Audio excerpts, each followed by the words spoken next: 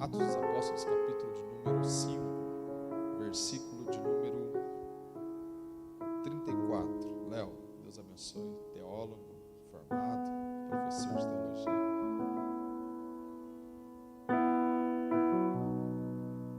Amém? Podemos ler? Diga glória a Deus.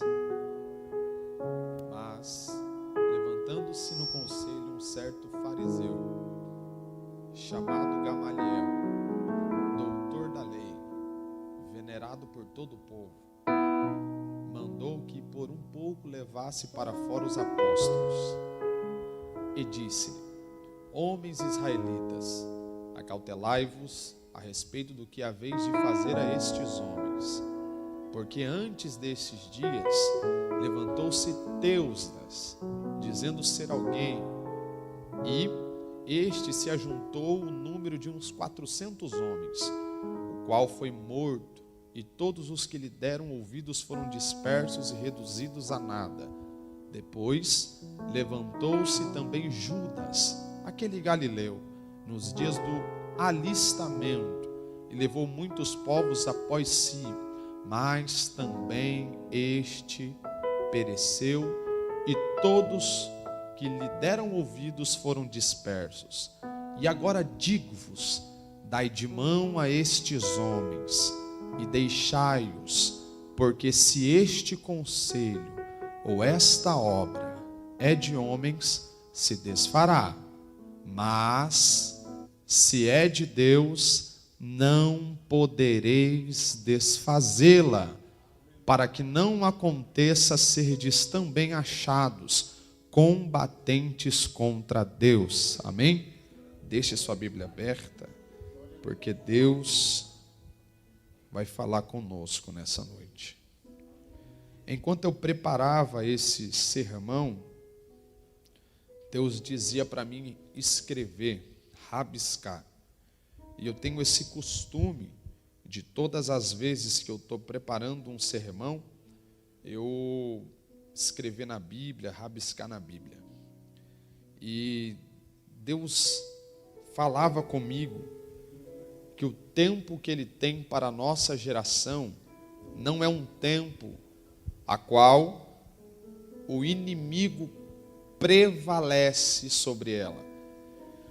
Porque o que Deus tem é uma engrenagem motora celestial, a qual culto após culto, congresso após congresso, avivamento após avivamento, Ele vai colocando óleo, vai ajustando peça por peça, para que esse motor não pare, ou melhor dizendo, para que essa obra ela não para. E o príncipe desse século, o inimigo da igreja, o que ele tem feito é tentar parar essa obra, Léo, de todos os jeitos. E enquanto eu estou preparando essa mensagem, o Espírito Santo falava comigo: o inimigo não vai parar a obra que eu tenho no meio dessa geração. Isso aqui é uma mensagem profética. Atos dos Apóstolos, capítulo de número 1, você vai perceber o aspecto amplo da mensagem que Lucas deixou para os seus escritores.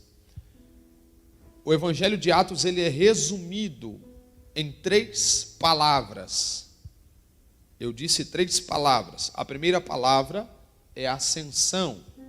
A segunda palavra é descida. E a terceira palavra é expansão. A primeira palavra é ascensão. Ascensão por quê? Porque depois que Jesus foi glorificado, ele ressuscitou no 3º dia, a Bíblia vai dizer que ele aparece para mais ou menos umas 500 pessoas. Lucas vai descrever isso aqui fazendo um segundo tratado. Ele vai dizer para Teófilo: Teófilo, eu fiz o primeiro tratado. E o primeiro tratado, não só acerca daquilo que tudo que Jesus começou, não só a fazer, mas também a ensinar. Perceba, Lucas está dizendo para Teófilo, o livro já foi escrito, que era o livro de Lucas, o livro que eu já escrevi. Agora eu vou fazer um segundo livro, eu estou te mandando esse livro para te mostrar acerca de tudo o que Jesus não só começou a fazer, mas também a ensinar. Até que o dia em que foi recebido em cima, versículo de número 2, a gente vai versículo por versículo. Depois de ter dado mandamentos pelo Espírito Santo aos apóstolos que escolhera. Então observa, a primeira palavra que resume o livro de Atos é ascensão. Jesus está com o corpo glorificado. Após estar com o corpo glorificado, ele ainda aparece para as pessoas. Aparece fazendo o que, pregador? Ensinando, mostrando para eles que ele não parou a obra. A obra ainda continua. Observe comigo. Está lá, 2, caminhando. Por onde? Pelo caminho chamado caminho de Emaús. A Bíblia diz que Cristo aparece, ouve eles. Depois que ouve eles estão questionando entre si. Eles param. Depois que eles param, a Bíblia diz que Jesus vai até eles e pergunta aquilo que eles estavam discutindo. A Bíblia diz que eles olham para Jesus e diz para Jesus: és tu peregrino em Jerusalém, porém não tem ouvido as coisas que têm acontecido. Mataram o nosso mestre, crucificaram o nosso mestre. A Bíblia vai dizer em Lucas capítulo de número 24, versículo de número 27, se não me falhe a memória, Lucas capítulo 24, versículo de número 27, e começando por Moisés, e passando por todos os profetas, explicava-lhes o que dele estava escrito. Aí a Bíblia diz que depois deste acontecimento, Cristo ainda vai para Jerusalém, se reúne com os discípulos, se reúne com a multidão, e olha o que a Bíblia vai dizer. Jesus está no pé do monte. A Bíblia diz em Lucas capítulo de número 24, que ele abre os entendimentos dos discípulos, para que os discípulos compreendam as Escrituras, e pregando e deixando uma promessa: eu vou para o Pai, mas eu vou preparar morada, e enviarei um outro Consolador. A Bíblia vai dizer que enquanto ele está falando, ele é assunto aos céus. 2 anjos aparecem. Os anjos dizem para os discípulos e para aqueles que estavam junto com os discípulos: assim como vocês viram Cristo nas nuvens, assim também ele aparecerá. A Bíblia diz que Cristo deixa uma promessa, e a promessa que Cristo deixa é a promessa do Espírito Santo. Isso aqui é muito profundo, irmão. Isso aqui é muito profundo. Sabe por quê? Porque antes de ele ser assunto aos céus, a Bíblia diz que ele ficou 40 dias ensinando, pregando, dando instruções pelo Espírito, mandamentos pelo Espírito aos apóstolos. E o que me deixa mais com a mente, me deixa mais preocupado em procurar uma resposta, é entender, pastora Thaís, que o período em que os discípulos ficaram com Jesus foi um período de costume e de maneiras. Porque observe comigo, pastor Aguinaldo, são 3 anos e meio de ministério. São 3 anos e meio que um discípulo deitava a sua cabeça no peito de Jesus. São 3 anos e meio vendo milagres, Thaís, providências, maravilhas, romper leis da natureza. São 3 anos e meio a qual o ministério de Cristo deslancha. É água transformada em vinho, é coxo andando, é cego enxergando, é leproso sendo curado. Agora imagina ele dizer para os discípulos que estão acostumados a andar lado a lado com ele, depois de glorificado, porque até então os discípulos se perguntam para si mesmos. Olha, observe comigo, irmão, não estou mexendo na nossa teologia, só quero que você entenda o que eu estou querendo pregar para vocês aqui. Observa comigo, imagina você lado a lado, presenciando cada fato ocular de tudo aquilo que acontecia pelas mãos de Cristo, e Cristo dizendo assim: eu vou morrer, vou me entregar numa cruz, Vamos pensar com que João, que reclinava a sua cabeça no peito de Jesus, dizia: vou reclinar a cabeça no peito de quem? Se ele morrer. Imagina agora Pedro dizendo: eu andei sobre as águas, vou andar como? Se ele não está lá para segurar minha mão. Imagina os discípulos se perguntando: e agora? Ele vai morrer. Mas aí a resposta de Jesus é: no terceiro dia eu vou ressuscitar. Arrepiou meu corpo aqui. O que é interessante é que no terceiro dia ele ressuscita. Opa, peraí. Ele disse que ia morrer, se entregar na cruz, se entregou. Ele disse que ia ressuscitar, ele ressuscitou no terceiro dia. A pedra já não estava mais lá. E agora? E agora que ele está em cima do monte dizendo que ele vai para o Pai de vez.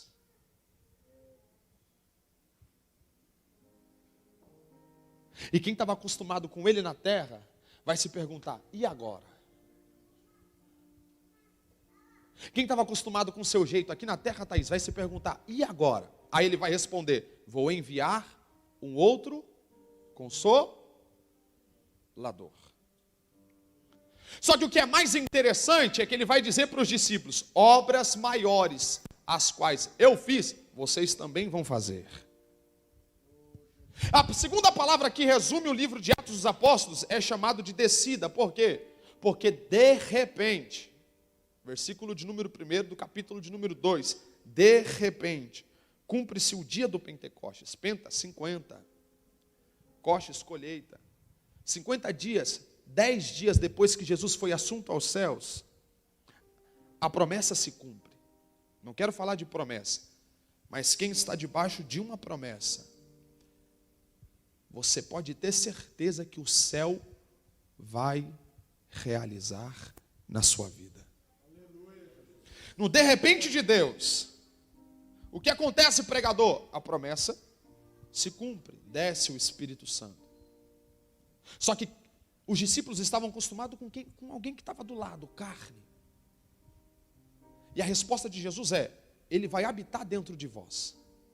Porque quem conhece de Bíblia Sagrada sabe que o Espírito Santo no Antigo Testamento descia, se apoderava, enchia e depois voltava.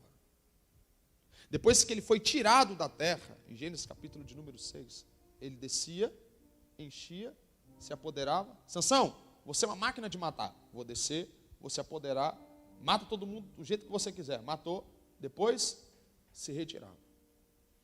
Não é à toa que o profeta Eliseu disse para Elias: eu quero a porção do teu Espírito. Mas só que a promessa de Deus, de Cristo, Jesus é Deus, a promessa de Cristo foi que ele enviaria um outro Consolador. Para quê? Para novamente fazer morada. O Espírito Santo desce, a palavra de Deus se cumpre. A Bíblia diz que Pedro prega. Aí se resume a terceira palavra do livro de Atos dos Apóstolos, ou Atos do Espírito Santo, através dos apóstolos. A expansão do reino. Ascensão, descida e expansão. Era 500. Na verdade começou por 1. De 1 foi para 12. De 12 foi para 70. De 70 foi para 120. De 120 foi para 500. De 500 perde 380, vira 120 de novo. Depois que perde 380, vira 120, Pedro prega. Quando Pedro prega, a Bíblia diz que 3.000 almas aceitam a Jesus. Aqui eu aprendo algo com o Espírito Santo que ele mandou rabiscar. Às vezes na vida, para se ganhar, precisa se perder. Thaís, o apóstolo Paulo explicou isso bem claro em Efésios. Para se ganhar o novo homem, precisa se perder o velho homem. Para se ganhar uma nova vida, precisa se perder a antiga vida. Para se ganhar aquilo que o céu tem para dar, precisa se perder aquilo que a terra tenta te tirar. Ou aquilo que o sistema tenta implantar. Mas pregador, a gente está falando de homens, a gente está falando de almas. Não justifica. Por quê? Porque todos estavam debaixo de uma só promessa. Permaneceu quem queria ouvir a promessa e receber a promessa. Cristo deixou a promessa: fica em Jerusalém, até que do alto sejais revestido do poder. Mas quando que vai ser? Não cabe a vós, naqueles dias, pois não cabe a vós saber o dia em que o meu Pai há de cumprir, ou estabeleceu pelo seu próprio poder o tempo. Mas que vai se cumprir, vai cumprir. Quem permaneceu, recebeu. Quem não permaneceu, não recebeu. Mas a Bíblia diz que depois dos 3.000, acontece o primeiro levante de uma igreja que está iniciando, porque até então não era uma igreja, era um movimento. Estava dando início a uma obra. A primeira oposição que eles enfrentam foram as pessoas que estavam de perto deles mesmos. Irmão, o que o Espírito Santo me mandou pregar isso aqui é para vocês entenderem o tamanho da fúria do inimigo sobre essa geração. Porque o primeiro levante primeira oposição que há, o movimento, vou chamar desse jeito, que está iniciando com as mãos dos discípulos, é a oposição dos que estão de perto, não dos que estão de longe. Porque os que estão de perto, que não receberam a promessa, viram eles dançando, salmodiando, se alegrando, línguas repartidas como de fogo, mistério para cá, reteté para lá, glória a Deus para cá, glória a Deus para lá. Aí olham para eles que estavam de perto e diz para eles: estão cheios de vinho. Versículo de número 13 do capítulo de número 2. E outros, zombando, diziam: então estão cheios de vinho. A oposição que eles estão enfrentando não são de longe. A oposição que eles estão enfrentando são dos que estavam na mesma festa. São os que estavam no mesmo cenáculo. São os que estavam no mesmo templo. São os que estavam na mesma cidade. Eles não receberam uma oposição de fora. Eles não receberam uma oposição externa. Eles não receberam uma oposição. Eles não receberam atentados, oposições de quem estava de longe. Eles receberam oposições de quem estavam de perto. Os que estavam de perto, na mesma festa, no mesmo lugar, no mesmo ambiente, começaram a zombar deles e dizer que eles estavam cheios de vinho. Sabe por quê? Porque quando Deus enche e quando Deus tem uma direção para a obra dele, até quem não era, eu vou repetir isso aqui para alguém que vai pegar, irmão. Eu sei. Eu te entendo também. Eu sei o que está passando na sua cabeça. Não, eu não sou onisciente, irmão, mas o Espírito Santo revela. Eu sei o que está acontecendo com você. Ah, mas não tem muita gente. Ah, mas o pastor não está aqui. Ah, mas cadê a multidão? Cadê quem era para estar? Não está. Irmão, eu sei, mas Jesus já chegou aqui na casa. Jesus já chegou aqui na casa. E eu tenho um recado de Deus para dar para vocês. Talvez os de perto, Léo, os de perto vão se levantar para tentar parar a obra que está iniciando na sua vida. Mas Deus me trouxe aqui para dizer para alguém que está aqui nessa noite, e talvez para uma DEMB em geral, e até para aqueles que estão me assistindo pela internet: a obra de Deus não vai parar só porque se levantaram os de perto para parar ela. Deus vai te dar estratégia para poder alavancar o reino de Deus. Leu?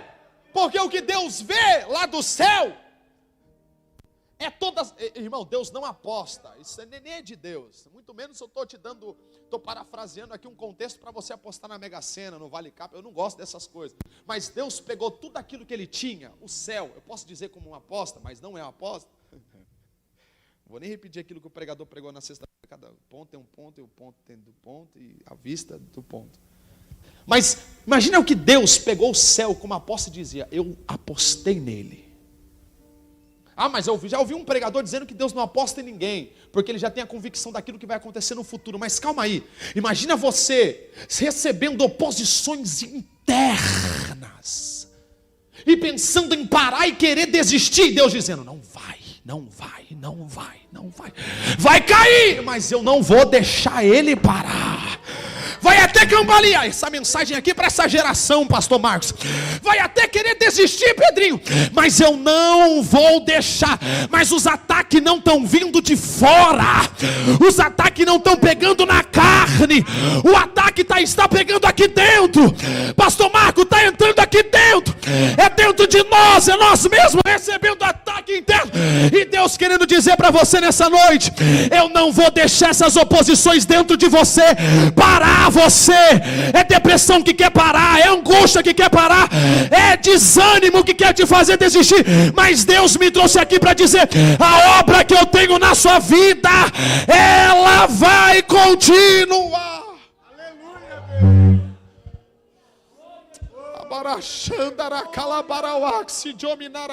Aleluia. Os de dentro da casa tentou parar dizendo que era vinho. Os de dentro da casa zombaram. Sabe o que Deus acabou de falar aqui comigo? O inimigo dentro de você tenta te parar. Aqui vai um recado para você que está me assistindo. Está gravando, pastor? Está gravando? Aqui vai um recado para você que está me assistindo. O que o inimigo tenta fazer é colocar dentro de você oposições para você parar. Mas Deus me trouxe aqui para dizer para você: a obra de Deus, ela não vai parar na sua vida.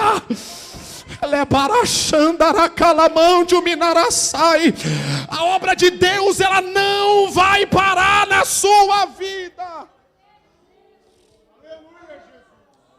Te dá o se te que minarão, se te que ou se minarau.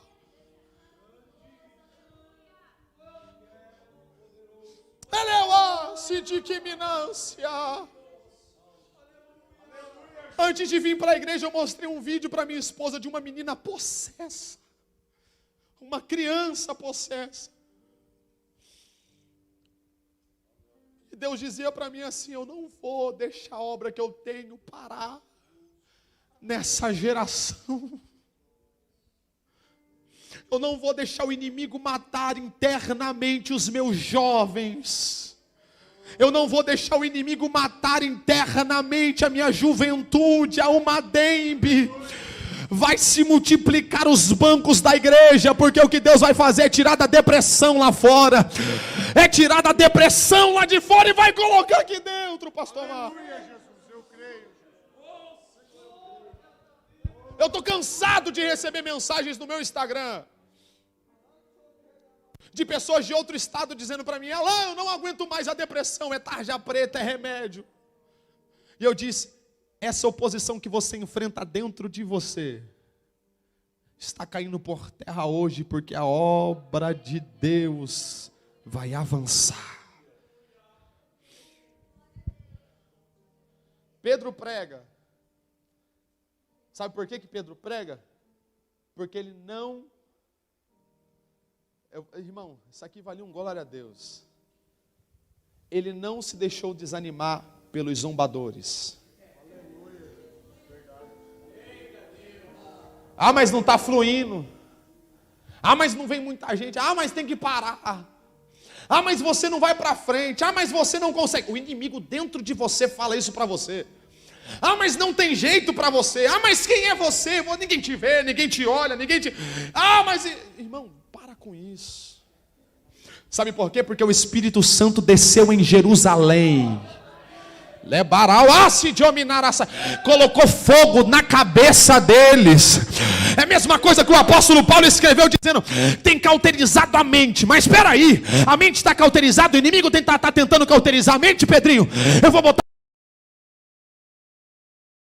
Quando eles tentar cauterizar a mente, não tem jeito, não consegue. Porque antes disso, Thaís, está lá em Lucas capítulo de número 29, Lucas capítulo de número 24. Eu abro os entendimentos deles para eles compreenderem as escrituras.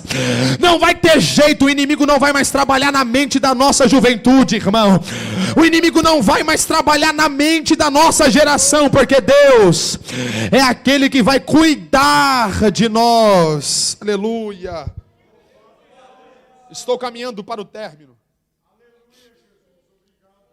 Só que eu preciso chegar no capítulo de número 5, capítulo de número 3. um aleijado que vivia na porta do templo é curado. A Bíblia diz que ele era aleijado de nascença. Ele era um coxo, um aleijado de nascença. A Bíblia diz que Pedro e João sobem ao templo para orar. Eu queria muito dizer isso aqui para alguém que está aqui. E eu vou dizer porque Deus está me incomodando. Deus tem uma história para alguém que está aqui. Sabe o que é que Deus está fazendo? É mudando o contexto da história da vida da pessoa. Porque quem era antes, depois que foi cheio, é outra pessoa. Quando ele vai para o templo orar, a Bíblia diz que ele sobe ao templo para orar. Ele encontra um coxo de nascença, e o coxo de nascença é curado. E a Bíblia diz que o número só aumenta. Aqui eu encerro a minha participação de vez. A Bíblia diz que o número só aumenta. Olha a expansão de Deus. Eu não vou repetir tudo de novo, mas era 1, 12, 70, 120, 500, perde 380, 120, agora é 3.000.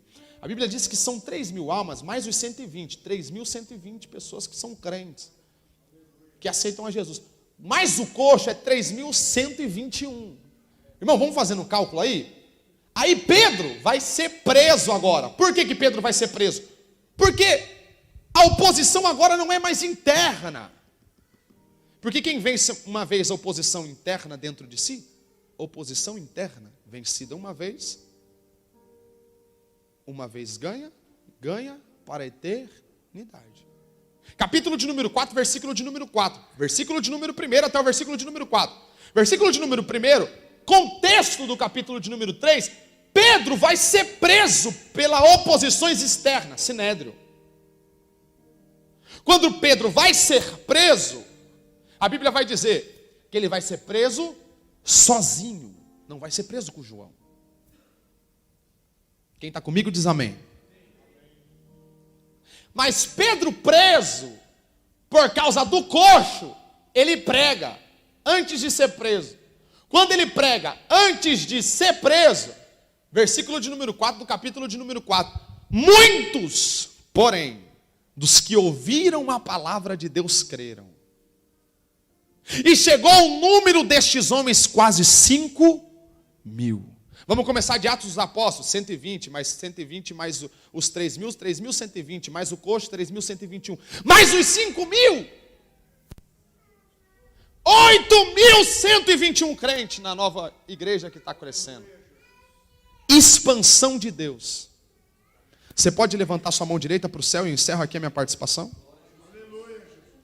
Deus tem expansão do céu sobre a sua vida. Pastor Marcos, Deus tem expansão do céu sobre a Almadem. André, Deus tem expansão do céu sobre o nosso ministério. Deus tem expansão do céu sobre a sua família. E aqui eu encerro de vez. Vamos lá, irmão Alain. Capítulo de número 5. Pedro vai ser preso de novo. Por quê? Porque a sombra dele curava. Obras maiores do que Cristo fez.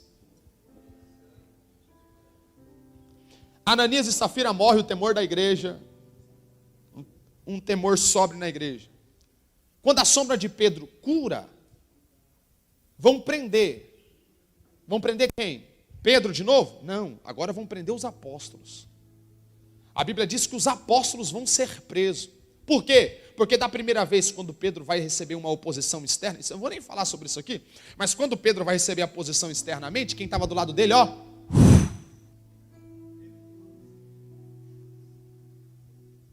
Quando Pedro vai receber a oposição externamente, Pedro, ó, os discípulos, ó, cai fora. Só que no capítulo de número 5, viu que Pedro sendo preso, Deus livrou. Capítulo de número 5, quando o sinédrio se levanta com Caifás e Anás e Alexandre, o carcereiro, os discípulos vão pegar na mão do outro. Vem cá, André, rápido, rápido, André, rápido, tenho 2 minutos para acabar. Os discípulos pegam na mão do outro e falam assim: Pedro, da primeira vez você foi preso sozinho, mas agora Caifás e Anás não vai te prender mais sozinho, porque eu vou ser preso com você.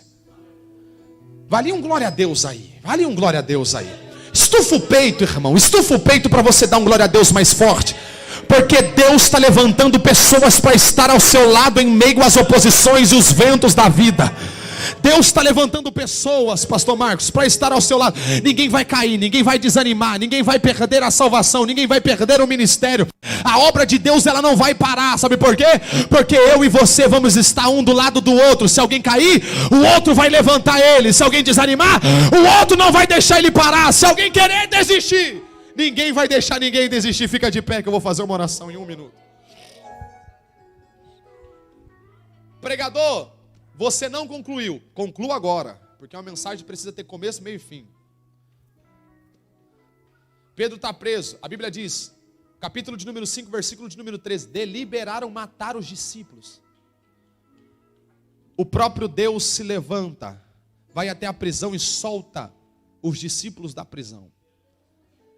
Quando ele solta os discípulos da prisão, os discípulos estão no pátio pregando. Quem me ouve diz amém. Mandam levar os discípulos de volta para o cenáculo. A Bíblia diz que eles vão matar os discípulos, mas Gamaliel se levanta e diz: esses últimos dias levantou-se Teusdas, dizendo querer levantar um movimento, mas ele não prevaleceu. Levantou-se aquele Galileu, Iscariotes, levantando-se também um movimento, mas também não prevaleceu. Homens, Gamaliel, vos digo, dai de mão a estes homens, porque se esse conselho, essa obra for de homens, também vai se desfazer.